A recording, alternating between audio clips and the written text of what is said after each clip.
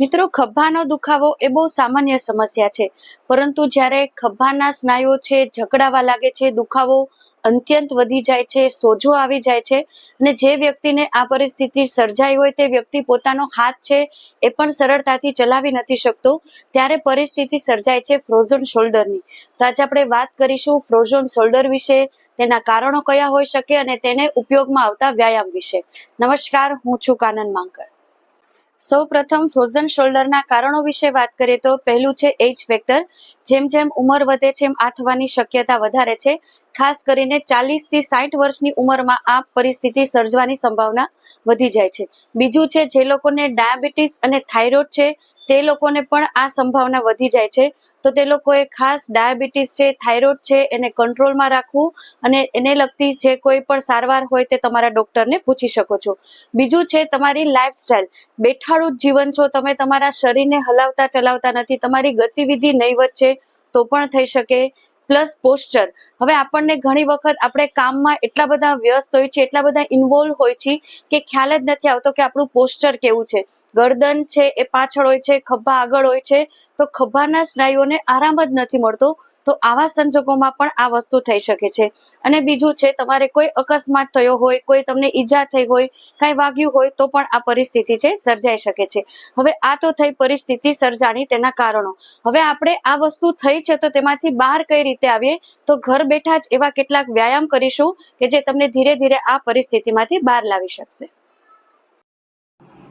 સૌપ્રથમ આપણે ખભાના સાંધાની મુવમેન્ટ જોઈ લઈએ કે આ 3 થી 4 મુવમેન્ટ જો તમારી પ્રોપર થાય છે તો તમારો ખભો છે એકદમ સ્વસ્થ છે. જો આમાંથી એક પણ મુવમેન્ટ થોડી ઘણી પણ ઓછી થાય છે તો તમને ખભાના દુખાવાની સમસ્યા કદાચ હોઈ શકે છે. તો સૌ પ્રથમ આપણે આખો હાથ છે 180 ડિગ્રી આ રીતે કરી શકવા જોઈએ, સીધો, ધીમેથી નીચે. હવે એવી જ રીતે સાઈડમાંથી ઉપર. હવે હું તમને પાછળની તરફ દેખાડું તો આપણો એક હાથ છે આ જ્યાં ખભાની એક હોય છે ત્યાં સુધી ટચ થવો જોઈએ અને પાછળથી તમે આગળના ખભા સુધી ટચ કરવા જોઈએ. તો આ 4 મુવમેન્ટ છે એ તમારી પ્રોપર થાય તો તમારો ખભાનો સાંધો છે, ખભો છે પ્રોપર સ્વસ્થ છે. હવે વ્યાયામ શરૂ કરતા પહેલા ખાસ કહું કે ફ્રોઝન શોલ્ડરની સમસ્યા છે કોઈ અચાનક નથી આવતી, એને ઘણા મહિનાઓ, ઘણા વર્ષો થાય છે અને એના 3 સ્ટેજ હોય છે. પહેલા સ્ટેજમાં અત્યંત દુખાવો થાય છે, હલનચલન પણ આપણે કરી શકતા નથી. બીજા સ્ટેજમાં દુખાવો એટલો જ હોય છે, થોડી સ્ટીફનેસ ઘટે છે અને ત્રીજો જે સ્ટેજ છે રિકવરી સ્ટેજ છે એમાં આપણે હલનચલન કરી શકીએ છીએ. તો હજી તમે પહેલા જ સ્ટેજમાં છો, ડોક્ટરે તમને મનાઈ કરી હોય, તમે બિલકુલ સાંધાને હલાવી ચલાવી નથી શકતા, તો પ્લીઝ વ્યાયામ ન કરતા. અને જો વ્યાયામથી પણ ફેર ન પડે તો કોઈ ફિઝિયોથેરાપિસ્ટ પાસે પણ જઈ શકો છો. જો તમે ઇઝીલી કરી શકો ત્યારે જ અને તેટલા જ વ્યાયામ છે કરવાના.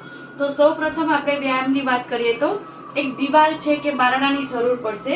હવે ધીરે ધીરે ધીરે તમારે જેટલું કરી શકો, આ બાજુ એવું હોય તો આવી જજો, આ રીતે હાથને કરવાના. હવે આ જ વસ્તુ દૂર છે. હવે તમારે હાથ છે થોડી તકલીફ પડે છે તો તમે નજીક જઈ અને તમારો જેટલો હાથ પહોંચે એટલો કરી શકો છો.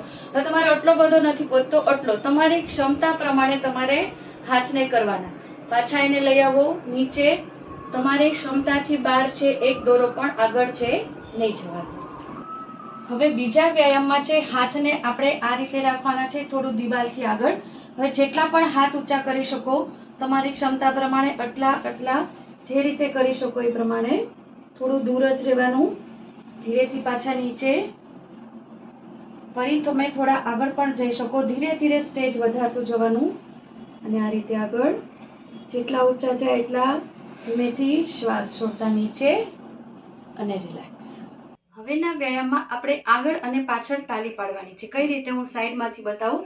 તમારી ક્ષમતા પ્રમાણે અગેન અને ધીરે ધીરે. 1, પછી પાછળ તમે આટલું નથી કરી શકાતો, શાંતિથી ધીમે ધીમે જેટલું પહોંચાય એટલું. 2, 5 વખત કરીએ. 3, 4, 5. હવે છેલ્લા વ્યાયામમાં કોઈ પણ ટેબલ હોય એમાં આ રીતે એક હાથ છે એને વજન દેવાનો અને બીજા હાથની મૂવમેન્ટ વખતે આખો હાથ છે એને ઢીલો મૂકી દેવાનો. ઘડિયાળનો લોલક જે રીતે ફરે તેની મેળે જેટલો ખભાને ઢીલો મૂકશો જેટલો સાંધો છે હલકો મૂકશો એટલી જ તમને રાહત થશે. આવી રીતે જેટલું કરી શકો હવે એટલું જ આગળ પાછળ આ રીતે. હવે આ જ મુવમેન્ટને તમે ઇન આઉટ કરી શકો, પણ ક્યાંય મેં જોર દીધું નથી, એની મેળે જ હાથ છે મારો હલે છે. અને આમાં જ આ જ રીતે તમે ગોળ ગોળ ક્લોકવાઇઝ અને એન્ટી ક્લોકવાઇઝ. તો આ બધા જ વ્યાયામ છે તમારે 5 થી 10 વખત કરવામાં, દિવસમાં 2 થી 3 વાર કરી શકો. અગેન ક્યાંય પણ કદાચ પણ તમને વ્યાયામ કરતા તકલીફ પડે તો તરત જ વ્યાયામથી રોકાઈ જવાનું છે, ડૉક્ટરને પૂછી અને પછી આગળ છે વધવાનું છે. તો આ હતા કેટલાક ફ્રોઝન શોલ્ડરની સમસ્યામાં રાહત આપતા વ્યાયામ. જો તમે દિવસમાં 2 વખત દરેકના 5 થી 10 રિપીટેશન્સ કરશો, તમને 10 થી 15 દિવસમાં ધીરે ધીરે દુખાવામાં રાહત આપશે. ફરી મળીએ નવા જ કોઈ વિષય સાથે. ત્યાં સુધી રજા લઉં. નમસ્કાર.